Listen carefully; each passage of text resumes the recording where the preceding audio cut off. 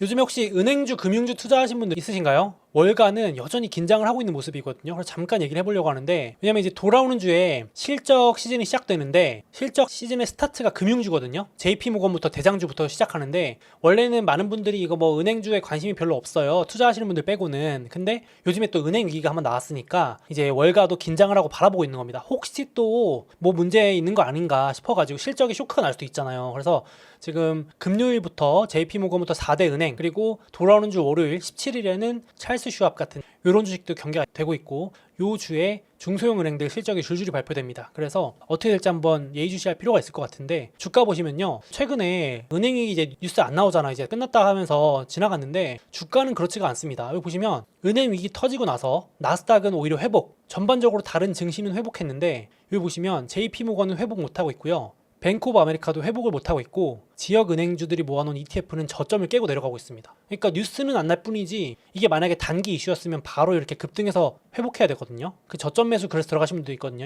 이거는 단기 쇼크지, 급락은 금방 해소된다 그래서 들어가신 분도 있을 텐데 생각보다 못 올라오고 있습니다. 그렇죠? 주가가 못 올라오고 있습니다. 그러니까 월가가 뭔가 찜찜해하는 부분이 있는 것 같거든요. 지역 은행주 ETF도 여기 보시면 지금 뉴스 분위기만 봐서는 뱅크런 끝났다면 올라와야 되는데, 얘가 지금 4주째 바닥에서 기고 있습니다. 추가 악재는 뉴스는 안 나오는데, 그리고 금융주 ETF도 올해 전 업종에서 꼴찌, 마이너스, 대형 은행들도 약세인 거죠. 그래서 조금 예의주시가 필요할 것 같은데, 물론 이걸 기회라고 보신 분들은 좋은 기회가 될 수 있겠죠. 일단 찰스 슈왑, 제가 한번 소개드린 적도 있는데 얘도 계속 빠집니다. 지금 고점에서 49% 빠지는데 지금 월가에서 계속 얘가 다음 타겟이다 이러면서 하락 배팅을 늘려가고 있어요. 그래서 여기 보시면 쭉쭉쭉 빠지죠. 이게 주간인데 3주 연속 계속 빠지는 겁니다. 그래서 금융위기 이후에 최악의 분기일 정도라고 하는데, 오죽하면 이게 CEO가 주식 좀 그만 팔아달라고, 제발 그만 팔아라고, 우리 회사 아무 문제 없다고 발표해도 더 빠져요. 그래서 계속 이게 이어지고 있거든요.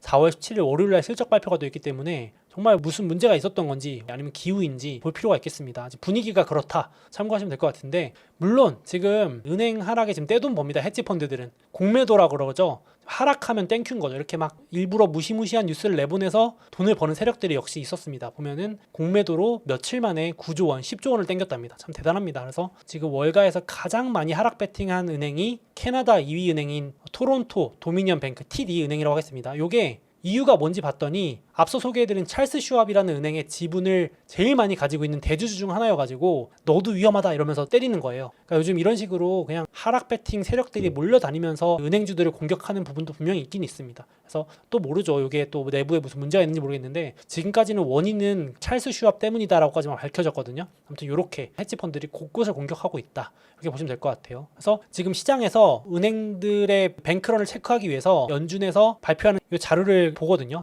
은행들한테 빌려주는 돈 규모입니다. 최근 3주 동안 늘어났었잖아요. 이게 좀 줄어들고 있습니다. 이제 2주 연속 줄어들고 있고, 연준의 총 자산도 이때 뱅크런 났을 때 늘어났다가 다시 고개 좀 꺾인 거 보이시죠? 그러니까 일단은 추가 뱅크런이 없는 건 맞다. 근데 아직까지 안심하긴 이르다가 이제 월가의 입장인 거죠. 혹시 모른다. 이게 진짜 진정이면 이렇게 내려가야 되는데 아직은 뱅크런이 완전히 끝났다고 또 보기도 어렵다, 이렇게 경계를 하고 있는 모습인데, 요게 문제가 아니고 다음으로 금요일날 발표된 것 중에 가장 큰 이슈가 됐던 게 요겁니다. 이제 연준하고 문제가 아니고 진짜로 은행들이 대출을 팍 줄이기 시작한 거예요. 그러니까 한번 위기 터지니까 은행들이 당장 뭐 실적이고 뭐고 떠나서 함부로 돈 안 빌려주고 돈 회수를 하는 겁니다. 그래서 연준이 집계한 이래로, 연준이 1970년부터 집계한 이래로 가장 많이 은행 대출이 줄었습니다. 그래서 2주 동안 1000억 달러, 100조 원 넘는 돈을 대출을 줄여버린 거예요. 그러니까 있는 대출도 회수했고 신규 대출도 줄여버리고 이런 식으로 한 거죠. 그래서 지금 상위 은행도 많이 줄였는데 역시 중소형 은행들이 대출을 팍 줄였습니다. 이래서 이제 여태까지 시장의 걱정은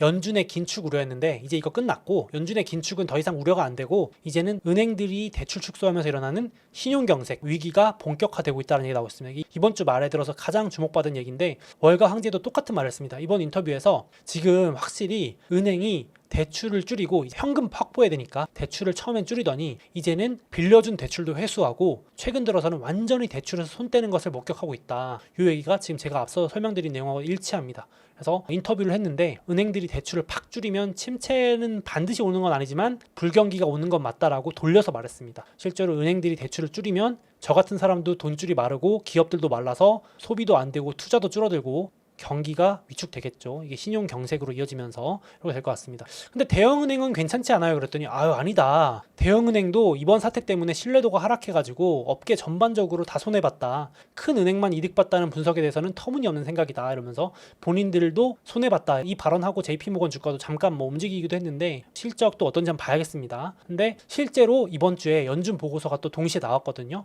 연준도 걱정이 됐는지 조사를 해본 거예요. 미국의 지역에 댈러스 연준에 조사한 건데 71개 은행들의 대출을 조사해 본 겁니다. 파산 사태 이후에 최신 자료죠. 근데 봤더니 실제로 다시 엄청나게 줄어들기 시작한 겁니다. 그러니까 이게 대출이 다시 늘어날 거라고 기대했었거든요. 근데 전방위로 다 줄어들었습니다.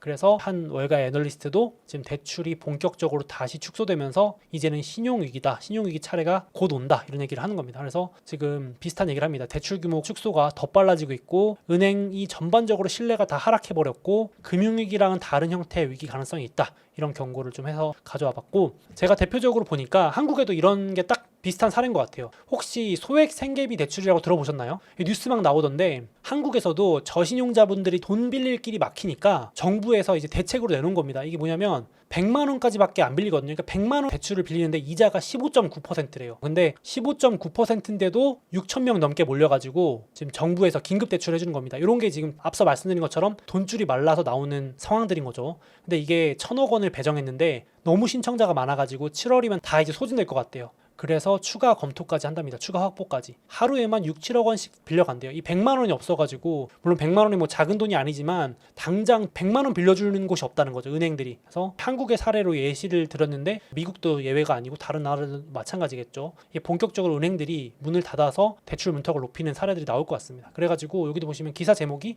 막혀버린 대출문입니다. 그러니까 지금도 돈 빌리려는 사람들은 여전히 많대요. 지금 대출 비교 플랫폼들도 얼마까지 내가 빌릴 수 있을까 한도 조회하는 건 늘어나는데 실제 대출은 어렵다는 거죠. 그러니까 지금 저축은행도 그렇고 이거 한국 사례지만 부실 우려가 커지면서 대출을 안 해주는 겁니다. 돈 빌려주기를 조심스러워하는 겁니다. 은행들이. 그러니까 정작 저 같은 사람이 돈 필요할 때 가보면 안 빌려주는 거죠. 이제 지금은 은행도 현금이 필요해가지고 좀 어렵습니다. 이러면서 고신용자 아니면 못 빌려드려요. 아니면 담보가 있어야만 빌려준다. 땅이든 뭐가 있어야 빌려준다. 이렇게 보수적인 태도. 이게 안 그래도 그랬는데 이번 사태로 더 빡세진다. 더 강화될 가능성이 높다고 보시면 되겠습니다. 이게 뭐 신용 경색이자 위기가 될 수 있겠죠. 그래서 한국 사례로 말씀드렸는데 미국도 지금 가게뿐 아니고 스타트업들도 안 그래도 지금 투자 돈줄 말라가지고 난리인데 이게 완전 자금줄 바닥나는 거 보이시죠? 돈이 안 도는 중인데 이번에 은행 사태 이후로 돈 구하기가 더 어려워질 것 같다고 합니다. 그러니까 이제 지금은 조용하잖아요. 미국에도 스타트업들 막 위험하다고만 하지 뭐가 이슈는 없는데 이게 지금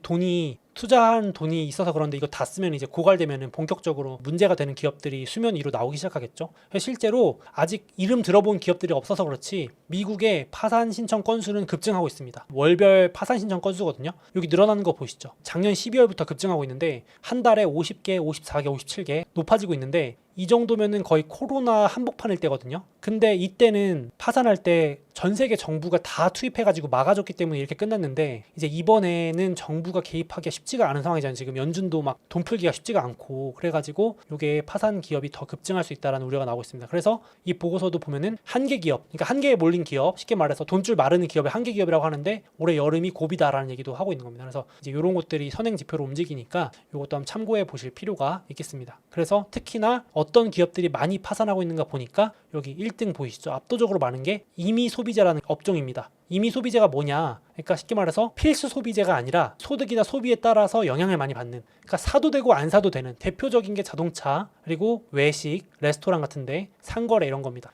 그러니까 대표적으로 지금 많이 파산하고 있는 기업들이 경기 침체에 영향을 많이 받는 식당이라던가 외식하는 곳, 자동차, 전자상거래 이런 쪽입니다. 우리나라도 명품 중고거래 업체 이런 스타트업들 위험하다 뭐 이런 얘기 나오던데 그런 쪽이 다 이런 소득에 영향을 많이 받는 경기를 많이 타는 기업이라고 보시면 되겠습니다. 이쪽이 올해 본격적으로 여름에 문제가 나올 수 있겠다 이렇게 보시면 될 것 같아요. 그리고 미국 대형은행 10곳을 조사해 봤는데도 향후 6개월 대출을 더 줄일 것이다 라고 하는데 이게 제가 봐도 심각하더라고요. 코로나에 거의 맞먹습니다. 엄청나게 지금 뭐 전 세계가 락다운만 안 됐을 뿐이지 사실상 경제적으로는 락다운의 준하는 다 봉쇄해버린 것과 같은 돈줄 마르기가 이어지고 있다 보시면 될 것 같아요. 그래서 제가 이 기사도 인상 깊었는데 대형 기업들도 요즘에 이거 느끼셨나요? 신상을 안 내놓는데요. 이것도 흥미롭더라고요. 새로운 신상품을 출시를 잘 안 한대요. 요즘에 미국 신상품이 자취를 감췄다. 그러니까 불확실하니까 지금 모험하기보다는 스테디셀러를 파는 거죠. 안정적인 경영 전략. 그러니까 뭔가 돈풀기 시기나 버블이 낄 때는 이것도 해보고 저것도 해보는데 제가 봐도 요즘에 좀 새로운 게 없다는 느낌이 들긴 하는 것 같아요. 방송가도 그렇대요. 불확실할 때는 유명한 연예인 위주로 주로 쓴대요. 시청률에 실패를 안 하려고. 그러니까 새로운 인물을 TV에 딱 나오게 하면은 채널 돌아가 버리니까 확실하게 시청률이 보장된, 영화로 치면은 티켓 파워가 있으신 유명한 배우들로만 더 쏠리는 현상이 이렇게 침체기의 특징이라네요. 일리가 있겠다 싶어요. 지금 신상품 해서 실패하면 큰일 나니까 지금은 지키기 모드다, 이렇게 되겠습니다. 이 얘기는 투자가 줄어들고 하니까 당연히 경기의 둔화에도 영향을 미치겠죠. 신상품을 출시해야 또 시장도 커지고 영향도 있을 텐데 지금 그런 거 다 피한다 보시면 되겠습니다. 전형적인 경기 위축의 모습인 것 같아요. 지금 이어지고 있는 것 같습니다. 다음으로 넘어가기 전에 물론 투자도 좋지만 건강만큼 중요한 건 없겠죠. 특히 이렇게 저처럼 오래 앉아있는 사람에게는 혈행 건강이 중요하다고 해서 오메가3는 꼭 챙겨 먹고 있는데요. 찾아보니까 이 오메가3 국내 1등 제품이 종근당 건강의 프로메가더라고요. 무려 5,200만 통이나 판매되었다고 하는데 혹시 저처럼 건강에 관심이 많으신 구독자분들께서는 영상에 고정되어 있는 이벤트 댓글 참고 부탁드리겠습니다. 그래서 월가 3인방도 공통적으로 지금 안 끝났다 라면서 되게 부정적인 경고들을 하고 있는데, 참고로 말씀드려서 요즘 증시는 오르니까 계속 비관론자들이 조롱받더라고요. 증시가 오르니까 너네 언제까지 비관론 하나 보자 말하면서 되게 이제 이분들의 신뢰도가 많이 떨어졌어요. 지금 바닥으로 떨어졌어요. 인터뷰도 잘 안 하는데 마침 이번 주에는 인터뷰를 3분 다 했습니다. 그래가지고 이제 모건 스탠리 마이클 윌슨은 은행 위기발 유동성 공급, 그러니까 지금 은행 위기 터진 덕분에 오히려 증시는 올랐지 않냐, 이거 다 돈 풀기 기대감인데 곧 사그라든다, 끝난다, 기술주 랠리 끝이다. JP모건도 지금 폭풍전 고요 상황이다. 그래서 하반기 저점까지 돌아갈 거다. 작년 하반기 저점입니다. 2022년 10월까지 돌아갈 거다. 뱅크 오브 아메리카의 수석 전략가도 이제 코너만 돌면 곧 침체다. 증시가 모른 척하고 위험을 무시하는 중이다. 그래서 셋 다 작년 저점을 테스트할 거라는 입장을 유지하고 있습니다. 어떠신가요? 지금 상황에서는 아마 다 똑같은 마음이실 수도 있어요. 아유, 또 비관론이구만 이러면서. 그래도 얘기 나온 김에 JP모건 콜라노믹도 이 형님이 참고로 작년 말까지만 해도 초강세론자였는데 하필 또 비관론이 돌아선 때부터 증시가 오르기 시작해가지고 작년 12월부터 증시가 올라가지고 그렇긴 한데, 은행 위기 안 끝났다, 신용 문제 터질 것 같고, 유가 상승도 안 좋고, 제조업 지수도 안 좋다, 다 안 좋다, 신용 인플레 침체 다 문제인데 지금 폭풍 전야다, 아주 조용한 상태다, 태풍의 눈이다 하면서 조심해라, 작년 10월 저점 테스트할 거다, 주식 자기는 지금 줄인다, 고객들한테 편지를 보냈습니다. 서한을 보냈어요. 주식 적극적으로 줄여라, 이렇게 말했고, 그리고 뱅크 오브 아메리카의 수석 전략가도 지금 모퉁이만 돌면 침체다, 대출이 이렇게 줄어드는데 침체가 안 온 거를 내가 본 적이 없다, 100년 역사를 뒤져봐도 모두 쇼크가 동반됐다, 근데 증시는 이렇게 오를 수가 없다, 이러면서 얘기를 하시고 계시고, 그리고 역시나 침체가 왔다면, 안 오면 모르겠는데 침체가 온다면 증시 바닥은 연준이 금리 인하한 후에 나왔다라는 자료입니다. 항상 첫 금리 인하 후에 증시가 바닥을 치니까 그때 사도 늦지 않다라는 입장을 다시 한번 말했습니다. 자기는 침체가 올 것 같다라는 입장인 거죠. 그래서 여기도 과거에도 증시가 연준의 금리를 인하한 후에 바닥을 쳤다라는 요 표시 지점을 보시면 되겠습니다. 하늘색, 언제 증시가 바닥을 쳤냐입니다. 참고하시면 될 것 같은데, 근데 이렇게 비관론자이신 분들조차도 작년 10월이 바닥이래요. 그래서 빠져봐야 여기입니다. 빠져봐야 박스권입니다. 그냥 요 정도. 그러니까 제가 봤을 때는 이 정도면 뭐 거의 분할 매수급이지 않나. 그냥 여기서 고점 대비 20%, 뭐 25%, 30%이 정도인데, 뭐 물론 진짜 예상 못한 쇼크가 올 수는 있는데, 진짜 지금 월가에서 합리적인 비관론자들이 그어놓은 선이 이 정도니까 빠져봐야 요거면, 너무 바닥을 잡으려고 하기보다는 이 분할 매수 전략도 나쁘지 않을 것 같습니다. 지금 월가는 여기 3,400, 500 정도가 또 한번 간다라고 주장하고 있는 건데, 또 괜히 기다리다가 또 주식 놓치면 또 아까우니까 일부 분할 매수 하실 분들은 참고하시면 좋겠습니다. 저도 그래서 그냥 주식을 일정 부분은 들고 있으려고 노력을 합니다. 하반기에 어떤 위험이 올지 그건 아무도 모르니까 일정 부분 현금은 또 가지고 있고 분산해 놓으시면 어떨까 싶어요. 그래서 월가 황제도 또 이제 시장을 달래려고 하는 모습인지 모르겠는데, 은행 위기 이제 막바지다, 안심해라 이러면서 약간 인터뷰를 또 하더라고요. 근데 가만히 제가 들어보니까 본인도 약간 자신이 없어요. 보면은 인터뷰 진행자분이 물어보는 질문에 약간 회피를 하시던데, 추가 파산 있을까요? 그랬더니 있다, 있을 수 있다. 근데 거의 끝이 아니겠냐 이렇게 말하고 은행발 침체 가능성이 높아졌는데 이번엔 금융위기랑은 다르다. 추가 은행은 터질 수 있는데 전염만 안 되면 괜찮다 그러는데 전염이 될지 안 될지는 본인도 모르니까 약간 긴가민가한 모습이에요. 제가 보니까 인터뷰 내용도 계속 바뀌고 지금은 헷갈려하는 모습인 것 같아서 확실히 월가에서도 살얼음팔을 걸으면서 경계를 하는 모습인 것 같습니다. 월가 황제도 이렇게 분명히 지난주 초에는 은행위기 몇 년 간다 그랬는데 갑자기 인터뷰에서 이제 거의 끝나간다 얘기하고 저도 정리하다가 뭐지 왜 같은 사람이 정반대의 말을 하지 하면서 되게 혼란스러웠던 한 주였습니다. 그래서 지금 상당히 뷰도 왔다 갔다 하는 것 같고 증시도 오락가락하는 분위기인 것 같습니다. 분위기가 그렇다 정도 참고하시면 될 것 같아요. 그래서 돌아오는 주에 금융주 본격 실적 스타트를 끊는 김에 한번 은행주도 업데이트 얘기를 해봤습니다. 아무래도 지금 시장은 은행 위기와 침체 위기 두 개를 제일 경계하고 있기 때문에 이렇게 보시면 될 것 같아요. 그래서 저도 여기 이슈에다가 지금 은행 위기 전염이 또 어떻게 될지 또 침체로 인한 신용 위기가 어떻게 될지 요거는 잠재 위험으로 체크를 해주고 있습니다. 그래서 긍정과 부정 균형 있게 한번 보시는 차원에서 넣어봤습니다.